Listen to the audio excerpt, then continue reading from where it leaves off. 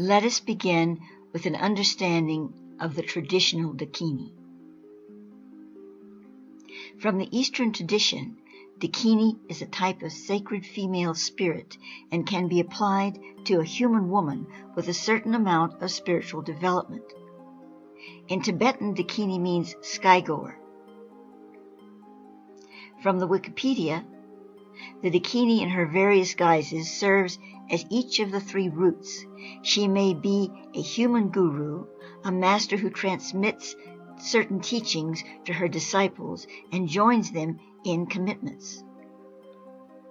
The wisdom Dakini may be a meditational deity. Female deity yogas are common in Tibetan Buddhism. Or she may be a protector.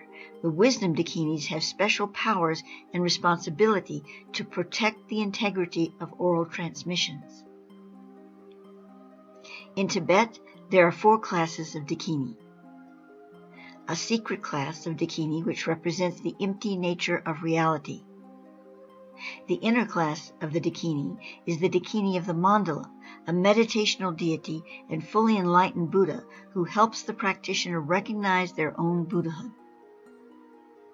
The outer Dakini is the physical form of the Dakini attained through completion stage Tantra practices such as the 6 yogas of Naropa that work with the subtle winds of the subtle body so that the practitioner's body is compatible with an enlightened mind. The outer Dakini is a Dakini in human form. She is a yogini in her own right, but may also be a consort of a yogi. They are also classified as 3 bodies of Buddhahood. The first is where all phenomena appear. Another is used as meditational deity for tantric practice. And the last is human women born with special potentialities. These are realized yoginis, consorts of gurus, or even all women in general, as they may be classified into the 5 Buddha families. And now from Crystal Links, I'd like to read you what she has to say. A Dakini, Sanskrit meaning sky dancer, is a tantric priestess of ancient India who carried the souls of the dead to the sky. This Buddhist figure is particularly upheld in Tibetan Buddhism. The Dakini is a female being of generally volatile temperament who acts as a muse for spiritual practice. Dakinis can be likened to the elves, angels, or other supernatural beings and are symbolically representative of testing one's awareness and adherence to Buddhistic tantric sadhana. I can't say that word, sadhana. According to legend, members of the Indian royal caste and the wealthy nobility brought their deceased to the far north to visit the shrine of the Dakini, located at the foothills of the Himalaya. Other legends mention a Tibetan myth which says Dakini first appeared in a remote area pure of man. Now that particular line, I'm going to read it again. I want to emphasize it because when we get to what Thoth has to say about the original Dakinis and the true meaning of Dakini, what it truly is, not metaphorically or mythologically or even religiously, but as a scientific fact, according to Thoth, this is an important line. So I'm going to read it again. Other legends mention a Tibetan myth which says Dakini first appeared in a remote area pure of man. So to continue, Dakini are timeless, inorganic, immortal, non-human beings who have coexisted since the very beginning with the spiritual energy. In some New Age belief systems, they are angelic. This New Age paradigm differs from that of the Judeo-Christian by not insisting on angels being bona fide servants of God. Moreover, an angel is the Western equivalent of a Dakini.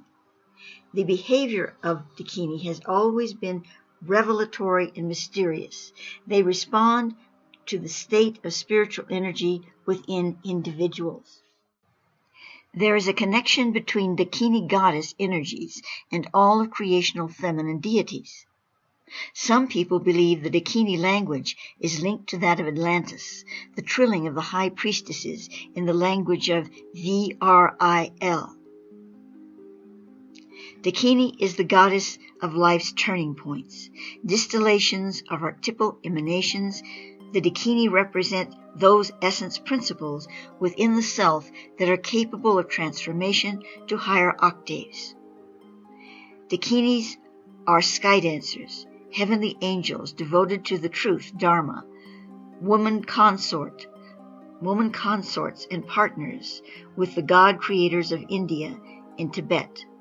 Dakini serves as instigator, inspirer, messenger, even trickster, pushing the aspirant across the barriers to enlightenment.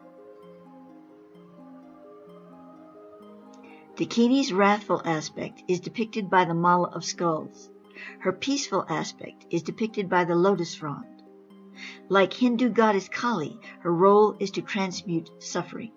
Her left hand holds high the lamp of liberation. Dakini represents the sky being as a womb symbol, connoting emptiness, creativity, potentiality. They are the objects of desire and also carriers of the cosmic energies that continually fertilize our human sphere. Dakinis bring us pleasure and spirituality. They provoke the invigorating lust that brings life into being. They are poetic and cosmic souls put here to tempt us to spirituality. It is said that the Dakinis have the power to instantly entrap mere mortals with their gaze. The mirror of your mind is the mysterious home of the Dakini, your right brain, your feminine side. The secret Dakinis guard the deeper mysteries of the self, representing upsurging inspiration and non-conceptual understanding. Dakinis invite you to cut free all limitations. They are unconventional, unexpected, spontaneous, dancing in great bliss, at one with divine truth. In the Eastern tradition, a cycle of 64 Dakinis yoginis represents a complete cosmogram for the transformation of self, embodying the total energy cycle of creation as depicted by the dance of Gnosis, the wisdom and energy of the divine feminine.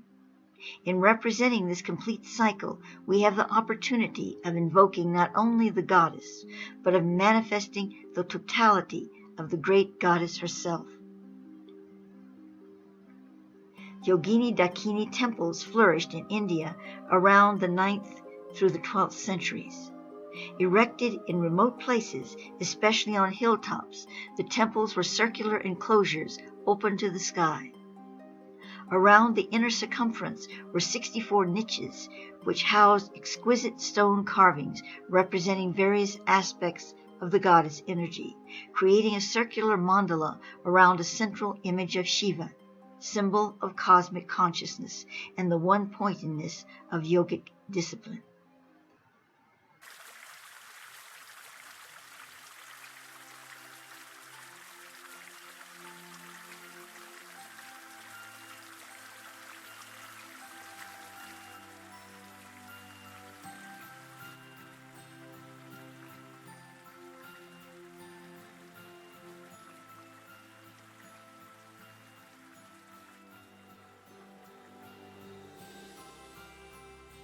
So what does Thoth intelligence reveal to me concerning the origins of the Dakini?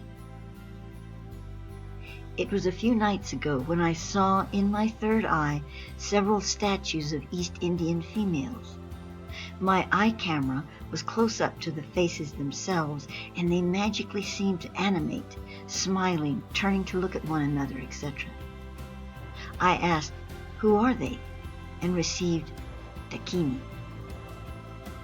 It was then that Thoth intelligence began to pour through me the knowledge concerning the original Dakini. In brief, this is what was streamed to me. There were 12 females sent from the Pleiades to Earth. To be more precise, into the inner Earth domain, the central hollow of the planet. Of course, to say the Pleiades, well, this is a vast system. These female entities came from a specific planet around a specific one of the sister stars. For a moment, let us look at the myths behind the naming of the Pleiades. I went to Wikipedia for this, and I quote, "The name of the Pleiades comes from the ancient Greek. It probably derives from plein, to sail, because of the cluster's importance in delimiting the sailing season in the Mediterranean Sea. The season of navigation began with their heliacal rising." I hope I pronounced that right. However, in mythology, the name was used for the Pleiades' 7 divine sisters, the name supposedly deriving from that of their mother Pleone, and effectively meaning daughters of Pleone. In reality, the name of the star clusters almost certainly came first, and Pleone was invented to explain it. The Pleiades are a prominent sight in the winter in the northern hemisphere and are easily visible out to mid-southern latitudes.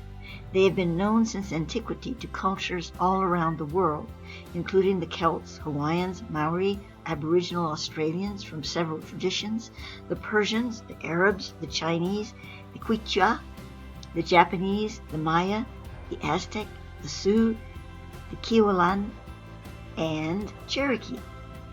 In Hinduism, the Pleiades are associated with the war god Kartikeya. They are also mentioned 3 times in the Bible.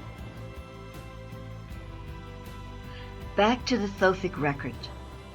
First, it is important to note that in the early 1980s, Thoth began referring to the Pleiades as one of the 3 cosmic energy systems or starplex directly connected to the creation, guidance, and restoration of the planet Earth, and that this Earth's planetary soul, along with that of Venus, originated in Orion, within the blue star Rigel.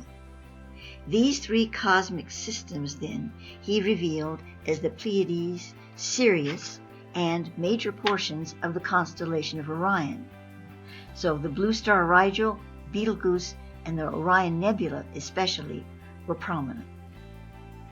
Now I would like to add here that we think of these as vastly different. I mean, Sirius is a little dual star system, maybe 3. Then we have the Pleiades, and then this vast area of Orion. But see, from the Thothic perspective, from not just his, from the cosmologic perspective of the ultra beings, etc., it's not a matter of size. It's not a matter of spatial dimension. It's not a matter of location in regard to how close one is to the other. These are all linear perceptions. And they're dealing with something far vaster than that and more interdimensional. So then, for these original Dakini, whom Thoth are calling the Narvayana, this was a sacred mission established via the hierarchy of the starplex governing the Earth and Venus, and their return into the blue star Rigel. It is into, as all higher worlds operate within their star suns and do not orbit around them. The Narvayana Dakini, as with all beings under the Humanity Pact of Worlds, are our human kindred, certainly with differences, but we are directly related to the kindred, as Thoth calls them. Yet these females are a mix of what we would call human and Davic. Like the Tuatha De Danann of Ireland, they are able to exist in both worlds, what we perceive as the human realm and also the Davic kingdom. They were sent directly through a Merkabic transfer into the interior of the earth, wherein dwell a multitude of human star and Davic beings. The mission of the Narayana is thusly: to help Earth's humanity to heal its breach with the natural world. In order for this to be achieved, many streams must be crossed. Yet the main signal of the Narayana is to come through the dream time and other states of supernal mind to visit us, calm us, lead us into the sacred light forest, or lotus realm, as Thoth calls it. This is from whence we came. It is the Davic field that nourishes us and connects us to the soul of our planet Earth. Without this deep connection being restored, we cannot become a new Earth star.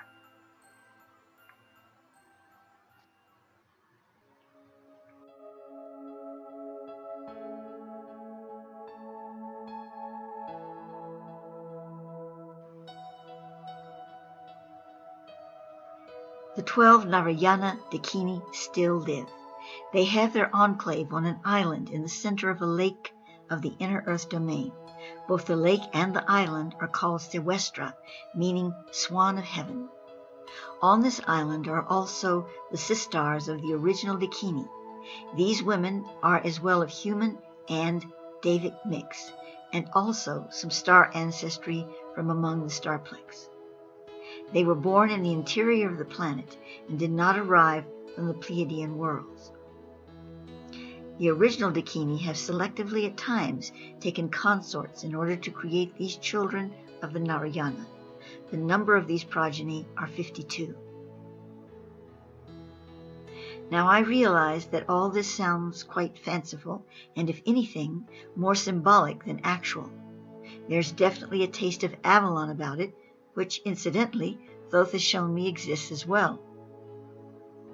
One must come to their own conclusions about these types of revelations, but for me, in my over 52 years of integration with what is presented to me as Thoth and his intelligence and Akasha, I feel the reality of it in my bones.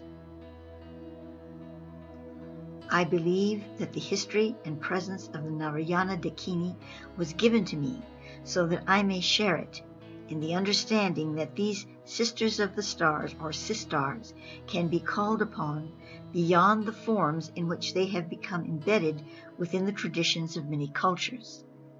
The true Dakini have yet to complete their mission on earth. We, all who now choose to drink from their sacred well, both women and men, may open to a new level of service to the divine feminine and the nature of Gaia, so crucial now to us all in the latter days before the light ascension.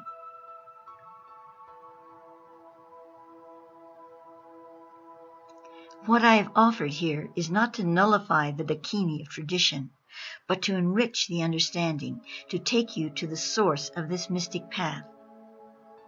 To return to what was stated by Crystal Links, and I quote, "In the Eastern tradition, a cycle of 64 Dakinis yoginis represents a complete cosmogram for the transformation of the self, embodying the total energy cycle of creation as depicted by the dance of Gnosis, the wisdom and energy of the divine feminine. In representing this complete cycle, we have the opportunity of evoking not only the goddess, but of manifesting the totality of the great goddess herself."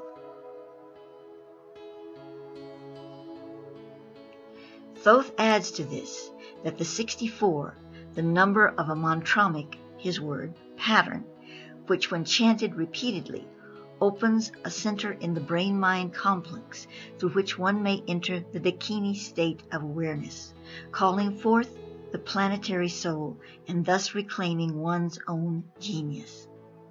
As an aside, the 52 children and the 12 Narayana total 64. Lastly, I thought I would like to take an Akashic peek at the island enclave of Sewestra. First, I read again from Crystal Links the description of the Yogini Dakini temples in India around the 9th through 12th centuries. And I quote, "Erected in remote places, especially on hilltops, the temples were circular enclosures open to the sky. Around the inner circumference were 64 niches which housed exquisite stone carvings representing various aspects of the goddess energy, creating a circular mandala around a central image of Shiva, symbol of cosmic consciousness and the one-pointedness of yogic discipline."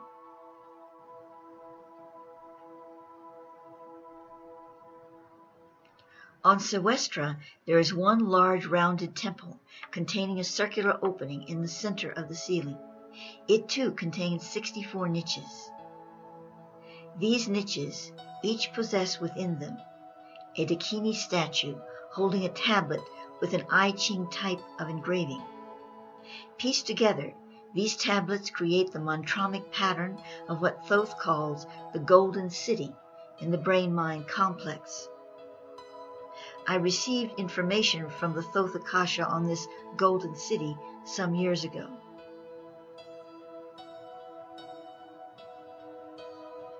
At the center of this circular temple, directly beneath the sky window, is placed a large crystal egg upon a three-tiered pedestal.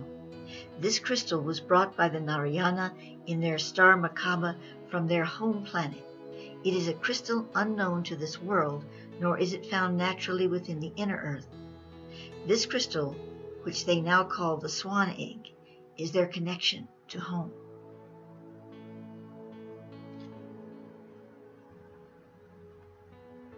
Just a few more insights. The Narayana and their children, who are called the Dharmata, have the inner realm cat as their familiar. There are many of them on their temple island. The cats of Sewestra are about the size of a lynx and resemble a cross between a lynx and a Maine Coon, more or less. They are of various colors. They have eyes that are generally blue with some blue-green, large and mesmerizing. They are highly intelligent and telepathic. Thoth also speaks of the birds. We have the swan and the peacock and other birds, most especially the Marie bird, which I wrote about in the 1970s as a bird of Lemuria. And the Marie bird is related to the birds of paradise and the peacock and the fancier types of fowl.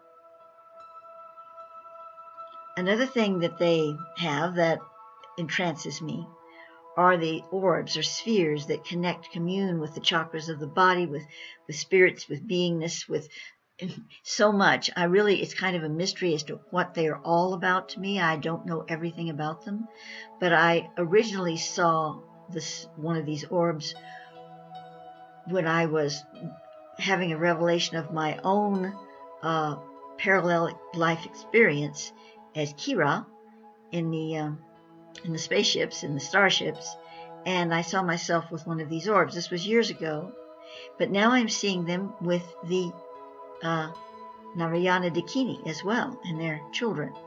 So obviously this is something that is not just connected to one type of star family. It seems to be present among many of them. All of the kindred, of course.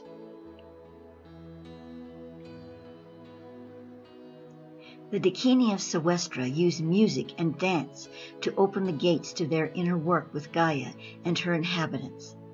They often go to other sacred enclaves in cities such as Seraphim to lead dance, song, and mantras with the people.